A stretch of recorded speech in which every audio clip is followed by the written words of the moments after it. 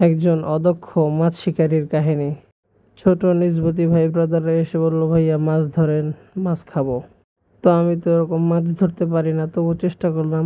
ফেরার সাথে সাথেই আলহামদুলিল্লাহ একটা মাছ পেয়ে গেলাম। মাছটা বেশ বড় ছিল। তো এই মাছটা খাওয়ার যোগ্য হয়েছে কিনা সেটা জানার জন্য আম্মুর কাছে ওদেরকে পাঠাইলাম যে তোমরা জিজ্ঞেস করে আসো যে এটা কি ধরা যাবে কিনা বা রাখা যাবে কিনা। আম্মু বললো যে হ্যাঁ রাখা যাবে। কিন্তু আমার এই ছোট নিসবতি ভাইটা সে ফেলে দিল, ভুলক্রমে তার হাত থেকে চলে গেল। বলতে না বলতে আরেকটা মাছ ধরে ফেললাম আলহামদুলিল্লাহ। মাছটা একটু ছোট ছিল কিন্তু এটা খাওয়ার যোগ্য ছিল না। তো এই কারণে ওকে বললাম এটা ফেলে দাও। খুব সুন্দরভাবে এটাকে ফেলে দিল খুব দ্রুত। ফেলে দেওয়ার পর আমি আবার ফেললাম। তারপর একটু পরে আবার একটা ছোট্ট পুঁটি মাছ আসলো। এই পুঁটি মাছটা খাবার তেমন যোগ্য না, তবু এটাকে রেখে দিলাম যে এটা থাকুক।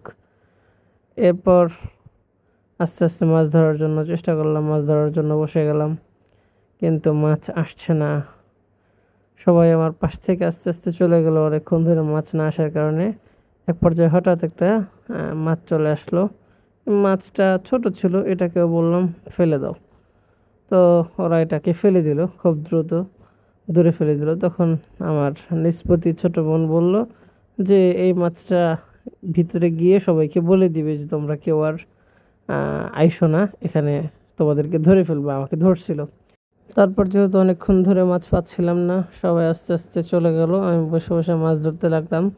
একটু পর বিরক্ত হয়ে আস্তে করে উঠে চলে গেলাম যে আর ধরা লাগবে না।